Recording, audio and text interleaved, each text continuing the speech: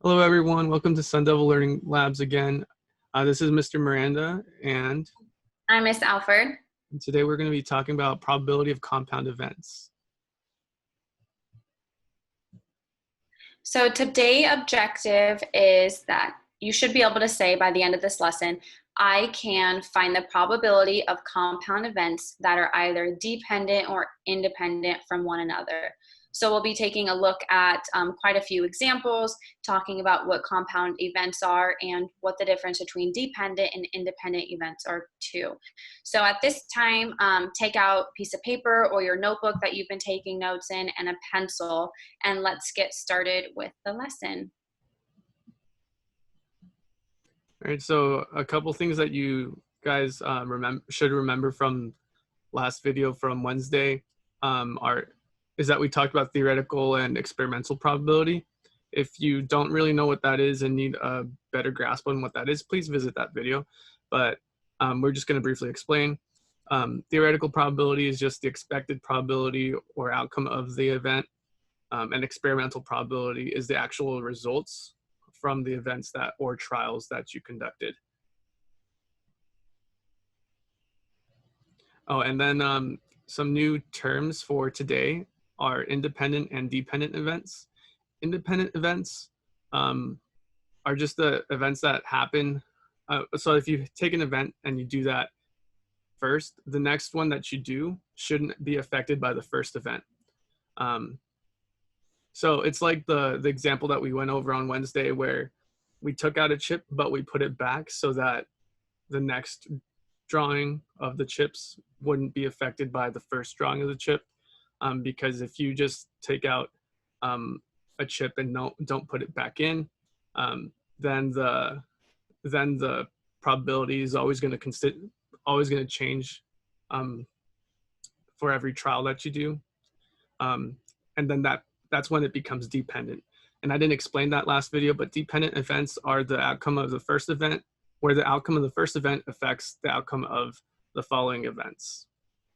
So the probability changes every single time. So again, if we were to use the exact same chip model and take out a chip and just never put it back in, the probability of you taking out a different colored chip or the same colored chip is going to be different than when you first took the chip out. Okay, so what is a compound event? A compound event is when two different events occur, and its compound probability is found by multiplying the first event's probability by the second event's probability. It's also important to understand that compound events have more than one possible outcome. So for example, if you are rolling a six-sided dice in a game and you want, say, a 3 for 2 times or 3 times, you roll the dice and you have 6 possible outcomes. You can get a 1, a 2, 3, 4, 5, or 6, but you are hoping to get a 3 each time for 3 different rolls. Or say you're flipping a coin more than once. You have 2 possible outcomes, heads or tails. Or maybe it's the order of which a teacher calls on a student to present their projects. Say there's 20 students in the class. You have 20 different possible outcomes on who the teacher could call on, but it's going to, as she calls on one, the next one's going to be dependent on who she called the first time. So how can we represent different compound events or different probabilities? We can do so through tree diagrams or maybe different simulations like you did with Mr. Miranda this past video, maybe through a deck of cards, a coin flip, colored chips, or rolling a dice, whatever makes more sense for the scenario you're trying to do, or yes, so, and then also using a table, or some people call that a grid, and organizing information and finding the probabilities, or even lists. And we will take a different look at different examples and take a look at tree diagrams, tables, lists, and even simulations. So all of them throughout this lesson. So the first scenario that we're going to look at is a coin toss. So if you take a coin and you flip it once, what is the theoretical probability that it lands on tails? Well, since the probability that so the different possible outcomes, we can represent that as heads or tails. We only have two possible outcomes. I represented heads with H and T with for tails. We only have two possible outcomes, but what's the theoretical probability that it lands on tails? So there's only one possible time that it can land on tails out of the two. So that's going to be the probability, or the theoretical probability of getting T or tails is 1/2 or 0.5 or 50%. So what if we flip the coin multiple times? What is the theoretical probability for flipping a coin and getting tails 3 times in a row after 3 flips? So a way we can write down all the possible ways all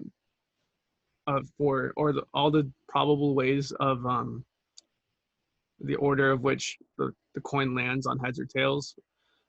We can list them as P and then put the different combinations or outcomes in between the brackets. So we have all heads 3 in a row, or heads, tails, heads, heads, heads, tails, tails, heads, heads, tails, heads, tails, tails, tails, heads, heads, tails, tails, and 3 tails in a row. But we're trying to figure out or predict the probability, the theoretical probability of getting all 3 tails in a row. And since we have 8 possible outcomes and 3 tails in a row is only one of those 8 outcomes, the probability of getting all 3 tails in a row is going to be 1/8, which is also 0 and 125 thousandths, or 12.5%. But the way we could represent that in a tree diagram, so we flip the coin once, we could either get heads or tails. Let's say we got heads, and then we go down. The second coin flip is also going to be heads or tails, and then the third coin flip is either going to, so the second coin flip is either going to be heads or tails, and let's say it was just go to heads again. It's either going to be heads or tails again, and then every single one of those times we can do that for every single branch. And also we can, another thing that we can do with this is that so we have the probability that the first time we get heads or tails is going to be 1/2. The next time that we get heads or tails, the second flip is going to be 1/2. And then the third time that we flip, we're either going to get heads or tails, it's going to be 1 or 2. And each flip isn't affected by the flip before it. So just because you flip a heads the first time, that doesn't increase or decrease the likelihood that you're going to get heads or tails the second time. But what we can do instead of a tree diagram is we can line up all these probabilities for every single flip, and the probability, each probability or every trial or every flip, I mean, is it's either going to be 50% chance that you're going to get a tails multiplied by another 50% chance that you're going to get heads or tails, and then another 50% or 1/2 that you're going to get heads or tails. So getting tails all 3 times, we can do these and multiply across. 1 times 1 times 1 is 1. 2 times 2 times 2 is going to be 8. So instead of using the tree diagram, you can also just, especially if they're independent events, you can just multiply the probability by itself for every single time that you flip it, or however many times that you flip it.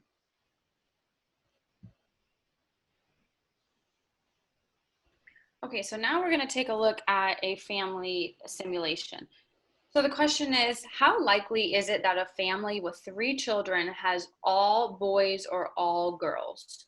So 3 children, that all of them are boys or all of them are girls. So let's assume that a child is equally likely to be a boy or a girl. Instead of observing the results of an actual birth, how could we simulate this birth?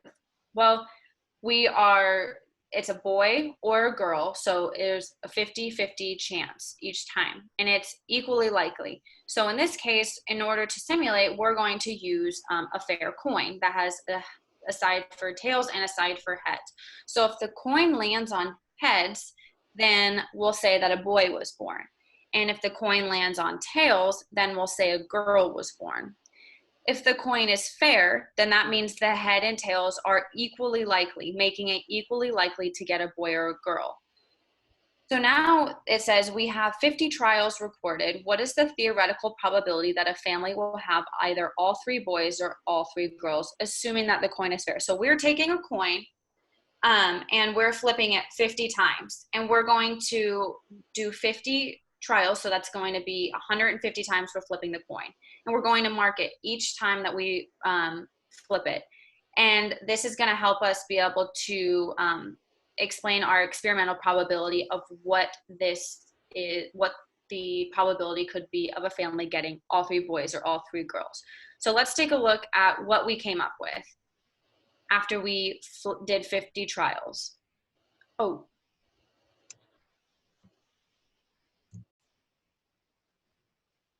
Okay, so now we're going to take a look at a family example and family simulation.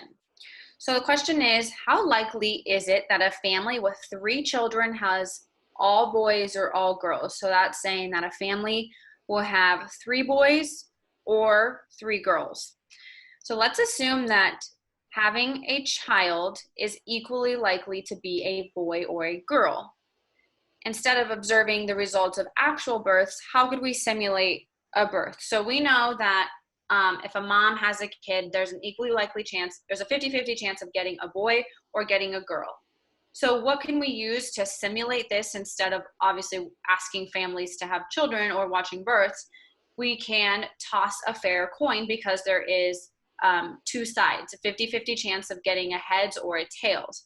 So by using a fair coin, we can look at the theoretical probability and then do an experiment to find the experimental probability of finding out how likely it is that a family will have either all boys or all girls.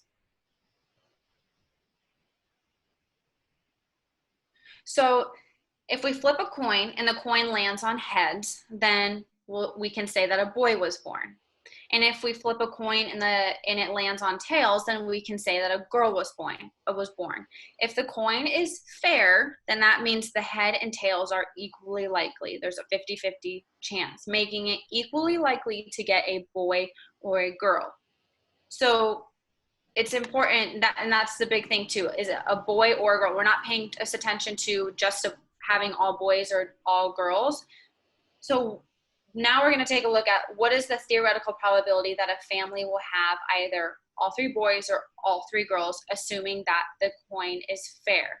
So instead of, like I said, watching births happen or asking a family to do this for us, we can simulate, we can represent through experiments and finding experiments through trials of flipping coins, or also paying close attention to the theoretical probability. Okay, so just like what was mentioned, we're trying to figure out first, before we do the experiment, what's the theoretical probability of getting all boys or all girls 3 times in a row in each trial. So if you recognize this tree diagram, we just did this tree diagram, but with the coin flip. But we're using coin flips also for this simulation because we're using H for boys, T for girls. Or heads for boys, tails for girls. Because again, those events are independent from each other. Just because you have a boy one time doesn't increase your a couple's likelihood to have a boy the next time, or it doesn't increase the likelihood of them having a boy or girl the next time, the 3rd time even. So here are all, so again, we use a tree diagram to find out or figure out all the theoretical possible outcomes. And each trial, so each trial is gonna be equal to 3 coin flips. So we flip a coin, we could theoretically get a boy or girl the first time, theoretically get a boy or girl the second time, theoretically get a boy or girl the third time. And then we're trying to figure out the theoretical probability of getting all boys or all girls. So all boys, H equals boy.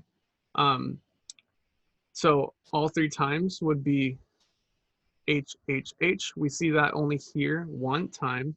We only see that happening one time theoretically, and then all girls 3 times. So we only see that over here one time. And then there are 8 possible outcomes. So we already know these possible outcomes from the last time that we did this with the coin flip, but this time again, family simulation. We have 8 possible outcomes, and the probability of getting all 3 boys or all 3 girls or all 3 boys is 2 out of the 8 possibilities, or 2 outcomes out of 8 outcomes or trials, which is the same thing as 1/4 or 20 or 25 hundredths, which is the same thing as 25%. So the theoretical probability of a couple having all 3 boys or all 3 girls is 25%. So now that we know the theoretical probability and that it's 25%, there's a 25% likelihood of having all boys or girls 3 in a row. Let's do an experiment to figure out our own experimental probability. So if each trial outcome or set is equal to 3 coin flips, like Mr. Miranda just showed us in that tree diagram, and we want 50 trials, then we will flip the coin 150 times and document what we get. A heads or a tails, do we get a boy, or girl? How is it going to be for those each 50 trials? So this next slide is going to show us all of our outcomes that we came up with. So we flipped the coin 150 times, but we only have 50 outcomes. That's because we did 3 flips per 1 trial. So the first one we can see has heads, tails. So we know they had a boy, and then a girl, and then the next one. But you can tell that we did get 3 in a row quite a few times. In fact, we got 14 that were the favorable outcome. So either all 3 were boys or all 3 were girls. So we had 14 favorable outcomes out of 50 total outcomes. So out of the 50 trials. So 14 out of 50 is the same thing as 28 out of 100, or 28 hundredths, or 28%. So there is a 28% likelihood after doing this experiment, and our experimental probability is 28% for the likelihood that a family will have all 3 boys or all 3 girls in a row. And like we just went over the theoretical probability, it was 25%. So 25% compared to 28% is not too far off. So that's why it's important to be able to take a close look at both of those, theoretical and experimental, and compare. And sometimes they might vary, and that's why you have to maybe do more trials to get something that's closer to your theoretical probability, or just being able to take a look and compare at those 2 numbers. Mm-hmm. Okay, so now that we went over a couple examples of independent events, let's get into one that's not independent, or the events aren't independent. So we're calling this the captain and co-captain simulation. So we're just going to read the question or the scenario out to you. Aaron and Ben and Celeste and Diane are on a co-ed soccer team for school. The coach decides who will be captain and co-captain, just one and. The coach will announce who is captain first, then the co-captain right after. What is the theoretical probability that Aaron gets called first, then Celeste? In other words, what are the chances that Aaron is captain and Celeste is co-captain? So what's going on here is that there can only be one captain and there can only be one co-captain. So Aaron can't be called to be captain and co-captain. So once his name is called by the coach, their chances of getting the other is not going to count or matter. So the likelihood of everyone else getting called the second time is going to increase. I'll show you what I mean by that in the next slide. Okay, so we're going to do a tree diagram. There are 4 people up for the spot to be captain or co-captain on the soccer team. So these are the 4 people that are most likely to be captain or co-captain on the soccer team. I don't know how they decided that, but they did. So we're going to say Aaron, Ben, Celeste, and Diane. So this row represents the possible outcomes for them being called the first time, which means if they get called the first time, they are the captain. If they get called the second time, that means they're the co-captain. And we see that there are 1, 2, 3, 4, 5, 6, 7, 8, 9, 10, 11, 12 different outcomes that could happen. So either Aaron can be captain and Ben can be co-captain, or Celeste can be Aaron's co-captain, Diane could be Aaron's co-captain, and so on. But just keep in mind that Aaron can't be his own co-captain again here, so that's why we left that branch out, because this is a dependent example. We could also represent this in the table. So up here, I just put up like the possible outcomes to be for what people can be captains for, and on the vertical side or on the left side that's represented vertically, these are possible outcomes for people to be co-captain. And again, we already established that they can't be both. So even though we wrote these down in the table, they can't be both. So, but that we're just going to ignore those. That's why that's why we made this more faded, just so that, remember, we're not encouraging to look at those outcomes, because those aren't possible. So we could have Ben and Aaron, Celeste and Aaron, Diane and Aaron, Aaron and Ben, Celeste and Ben. You get the picture. And then if we counted all of these, there are 12 possible outcomes. So 1, 2, 3, 4, 5, 6, 7, 8, 9, 10, 11, 12. So that's how we can use a table to help us represent the different lists, or like the list of different outcomes for a dependent event. But we can also use this for independent events where it doesn't matter if you get the same result twice. But here that's not the case because the scenario didn't call for that. So after we have taken a look. Okay, so just to restate the question, that the whole purpose of going through the tree diagram and showing you the table was just to show you the different outcomes. So here's a question again that we started out with. What is the theoretical probability that Aaron gets called first, then Celeste? In other words, what are the chances that Aaron is captain and Celeste is co-captain? Ms. Alfred, what do you think the probability of that is? Well, since we are looking specifically at Aaron is the captain, so he's going to be chosen first. So I'm going to take a look at that being the first pick. So we have Aaron, and then Celeste is the co-captain. And there's only one time that can happen. So Aaron being the captain and Celeste being the co-captain happens once. So that's the favorable outcome out of 1, 2, 3, 4, 5, and 6, 7, 8, 9, 10, 11, and 12. So there's a 1 in 12 chance that Aaron is the captain and Celeste is the co-captain. And that percentage comes out to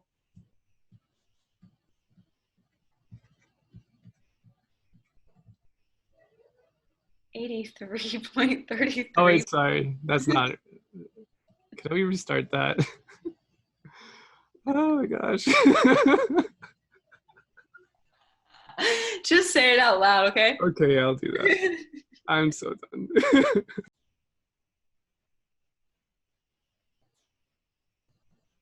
Oh, okay. So the reason why we went over the tree diagram and the tables for this scenario was so that you guys got an understanding of the possible outcomes of this dependent scenario, because uh, getting called first will affect the scenario of getting called second, or like, but yeah. So here's a question again. What is the theoretical probability that Aaron gets called first, then Celeste?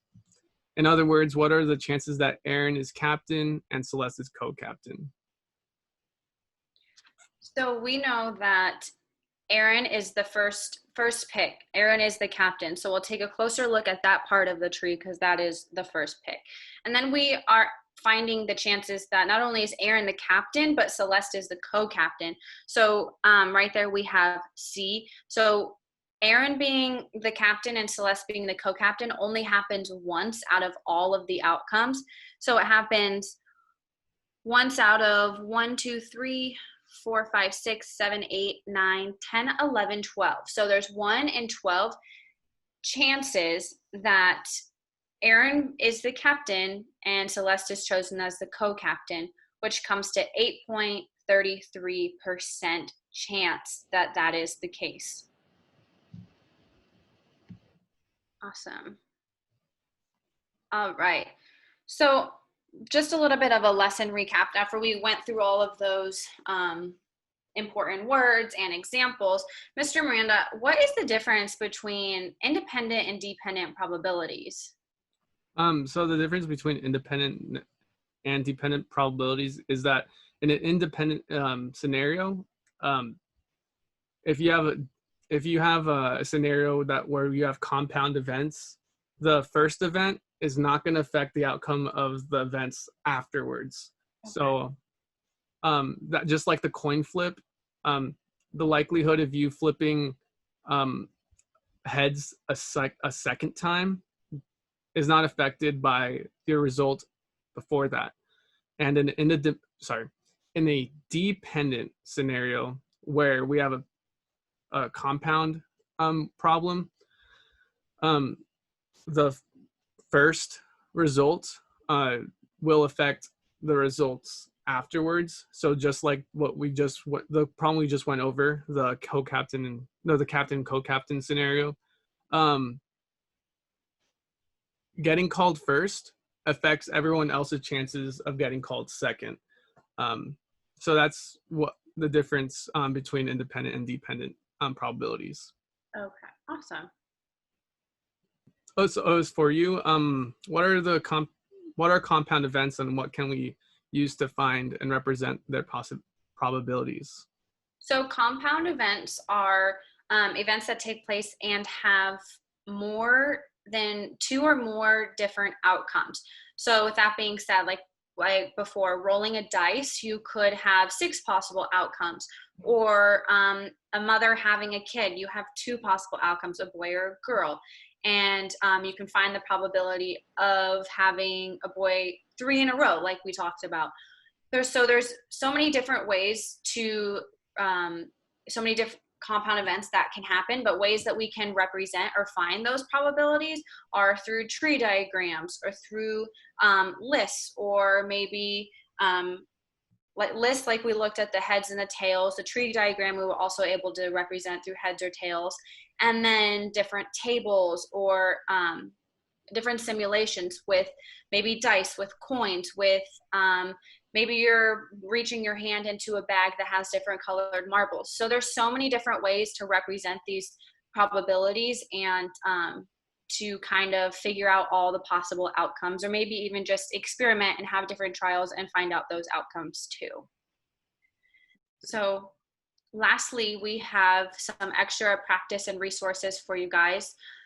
So there is, if you go onto the learning guide that's attached to this YouTube video, then you can find some resources, a video at Khan Academy through the link.